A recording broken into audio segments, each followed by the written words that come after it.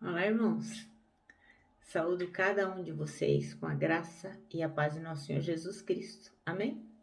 O meu nome é Miriam Anita e eu estou aqui para contar para os irmãos aquilo que eu entendi do texto Perguntas Evangelísticas. Esse texto foi escrito pelo pastor Valmir Vieira e consta do Manancial, que é uma publicação de meditações diárias da União Feminina Missionária Batista do Brasil.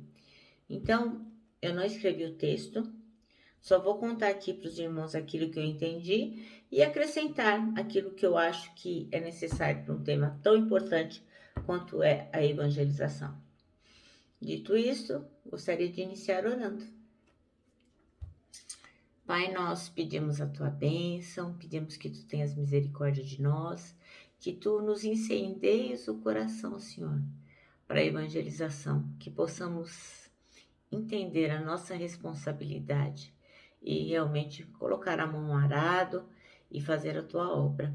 Obrigada por tudo, Senhor. Perdoa-nos. Em nome de Jesus que fazemos esta oração. Amém.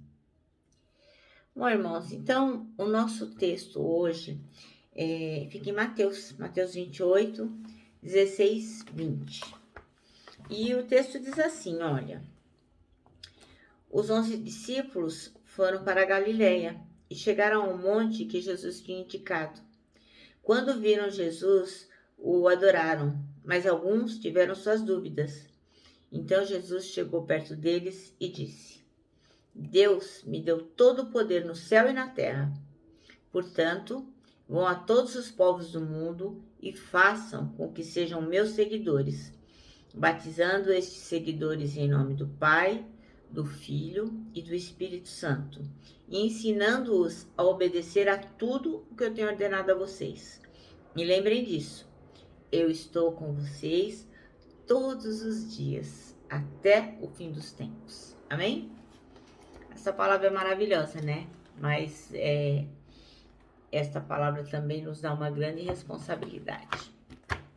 O versículo que o irmão pastor Valmir Vieira escolheu foi o 19, que diz assim: portanto, vão e façam discípulos de todas as nações, batizando-os em nome do Pai, do Filho e do Espírito Santo.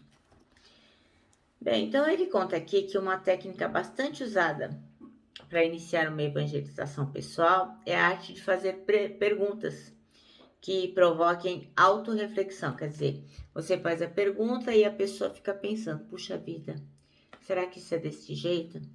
Então ela faz uma reflexão com ela mesma, especialmente perguntas que levem as pessoas a pensarem sobre a sua espiritualidade, sobre a sua visão de mundo, sobre a sua vida, sobre as coisas que ela tem acreditado, sobre os valores que ela tem.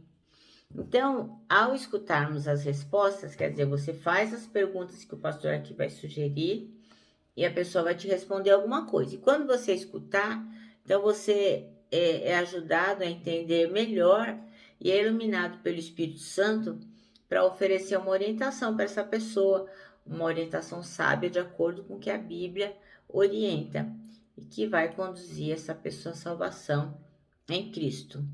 Então ele vai mostrar aqui 7 das perguntas que ele acha fundamental para a evangelização. Então a primeira: que diferença fará daqui a 100 anos se você era rico, bem formado ou famoso? Então, é uma pergunta que você vai fazer para a pessoa. Outra: você pode garantir que vai acordar amanhã de manhã? Se você morresse esta noite, tem certeza que você iria para o céu? Outra: qual é a coisa mais importante do mundo para você? No dia em que morrer, qual será a coisa mais importante para você?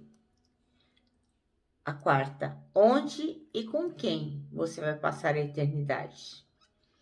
A quinta: você quer ir para o céu? Sabe o que fazer para isso? Sexta a Bíblia diz: ao homem está ordenado morrer uma só vez e depois disso enfrentar o juízo, que está lá em Hebreus, capítulo 9, versículo 27. E você está preparado hoje para ser julgado por Deus e ter um final bom? Por quê? E a sétima e última pergunta é: você sabe o que Deus fez para que você fosse perdoado e tivesse a vida eterna? Então, a partir dessas perguntas, o pastor Valmir Vieira sugere que a gente possa conduzir as pessoas para as Escrituras e apresentar Jesus como Salvador. Bem, é inegável, né, que fazer essas perguntas é um modo de evangelizar, mas assim, eu não me sinto nada confortável em fazer esse tipo de pergunta, porque a sensação que Miriam, Anitta, eu tenho é de que eu estou confrontando a pessoa e colocando ela na parede. Por exemplo, o meu traço de personalidade não se adequa quando a pessoa começa a fazer uma série de perguntas para mim. Então, eu não uso esse método. Então, eu vou sugerir aqui algumas coisas que eu acho importante em relação à evangelização. Então, como que eu acho que a gente deve evangelizar? Então, primeiro, eu acho que não existe nenhuma fórmula mágica para a gente evangelizar. A gente pode evangelizar de muitas formas diferentes, de muitos jeitos, enfim. Mas a mensagem é uma só, né? A mensagem é uma só e é importante que a gente possa ser dirigido pelo Espírito Santo nessa evangelização. Então, qual que é a mensagem que a gente tem que levar? É sobre a morte e sobre a ressurreição de Jesus Cristo. Então, não importa como esta mensagem vai chegar na pessoa, se vai ser por perguntas, se você vai num papo informal levar a pessoa a isso, se você vai agir de uma forma que a pessoa faça alguma pergunta. O importante é que você faça a pessoa entender que os nossos pecados nos separam de Deus. Então, isso sim é que é importante que a pessoa saiba. E que por causa disso, Jesus Cristo veio ao mundo para pagar o preço por nós, que inclusive está em Romanos 3, 23 a 24, que diz assim, ó: pois todos pecaram e estão destituídos da glória de Deus, sendo justificados gratuitamente por sua graça, por meio da redenção que há em Cristo Jesus. Então, se você maneja bem a palavra da verdade, você vai poder dizer isso para a pessoa. E vai dizer que quem se arrepende dos seus pecados e aceita Jesus como seu Salvador, volta a ter um relacionamento com Deus, e aí Jesus Cristo não vai abandonar ele nunca mais. E aí os salvos irão para o céu. Outra coisa que eu acho fundamental é que todos os crentes têm que evangelizar. Se você é cristão, a Bíblia diz que você tem essa responsabilidade. Muitas pessoas não conhecem Jesus, apesar de termos muita tecnologia, apesar de termos tanta palavra à disposição, muitas pessoas não conhecem e as pessoas precisam de Jesus.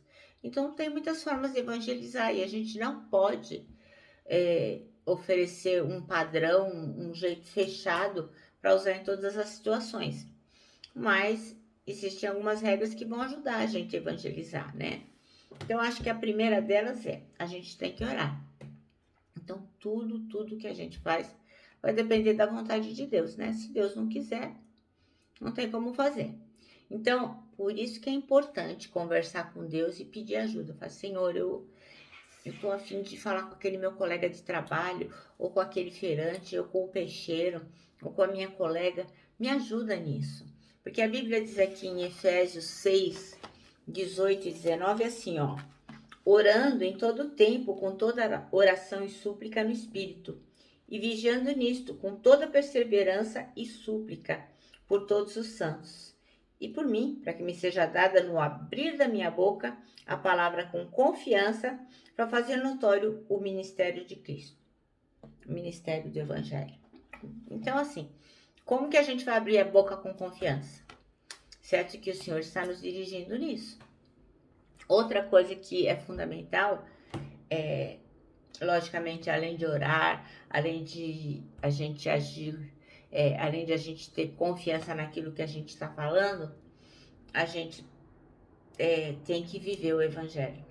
Então, não adianta querer evangelizar uma pessoa só para fazer o seu papel, mas na verdade você não vive. O seu testemunho não é um bom testemunho.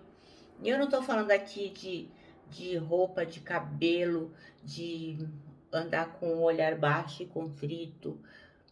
não é nada disso que eu estou falando, não estou falando de religião, de novo, né? Religião é o de menos, porque como sempre a gente costuma dizer, lá no céu não vai ter uma placa, né? Dizendo assim, aqui é a igreja batista, a igreja presbiteriana, a igreja católica romana. Não, não vai dar placa nenhuma, porque Deus sonda os nossos corações e nos conhece. Então ele vai fazer com que as pessoas que realmente se converteram a Jesus Cristo cheguem ao céu. Mas você tem que, para isso, ter um bom testemunho, né? Como você vai falar de Jesus se você não vive desta forma? Então, em 1 Pedro 3, de 1 a 2, diz assim, ó. Mulheres, sede vós igualmente submissas ao vosso próprio marido, para que, se ele ainda não obedece à palavra, seja ganho sem palavra alguma, por meio do procedimento de sua esposa, ao observar o vosso honesto comportamento cheio de amor. Então, tá vendo? O nosso exemplo, às vezes não, né? Pode ganhar a pessoa que nós estamos evangelizando, no caso aqui do versículo está falando do nosso exemplo, né? Em relação ao marido, na nossa casa. Então, nós temos que viver uma vida transformada, uma vida que realmente esteja conectada com Jesus, porque nada passa despercebido. As pessoas sempre, estão de olho na gente. Então, quando as pessoas que estão à nossa volta veem que a gente tem uma atitude diferente, elas vão perguntar, mas por que você é assim? Aí sim, você pode levar uma conversa sobre Jesus Cristo, né? Então, não adianta, eu penso, né? Não adianta você falar, boa tarde, onde é que você vai passar a eternidade? É muito chato isso, né? Então, outra coisa que a gente tem que fazer, que é fundamental, na minha opinião, é amar o próximo. Se a gente não amar o próximo, não tem a mínima condição de nós levarmos a palavra do Senhor. Porque a gente tem que amar a Deus sobre todas as coisas, como está lá em Mateus 22, 37 a 39. Então, nós temos que amá-lo. Então, a grande motivação para a gente levar a palavra de Deus para alguém é o quê? É o fato de a gente amar as pessoas. Se a gente não ama, se a gente não se importa se elas vão parar no inferno ou não, então não tem como evangelizar, né? Então, o objetivo da evangelização não é ter uma igreja grande, nem receber reconhecimento. A evangelização é sobre a pessoa não passar a eternidade longe de Deus. Porque cada pessoa, cada ser humano é importante para o Senhor Jesus. Então, é muito importante que a gente trate as pessoas com amor quando a gente evangeliza. Não tratá-las como se a gente tivesse acima do bem e do mal, com arrogância, como tipo, olha, eu vou para o céu. Então, segundo a minha misericórdia, que é infinita, eu estou te apresentando aqui Jesus Cristo para você não ir para o inferno, né? Então, não é isso, não. Então, 1 João 3,18 diz assim, ó. Filhinhos, não nos limitemos a dizer que amamos uns aos outros. Demonstremos a verdade por meio de nossas ações. Com isso, saberemos que pertencemos à verdade e nos tranquilizaremos quando estivermos diante de Deus. Então, nós temos sim uma responsabilidade e nós vamos nos apresentar diante do trono branco.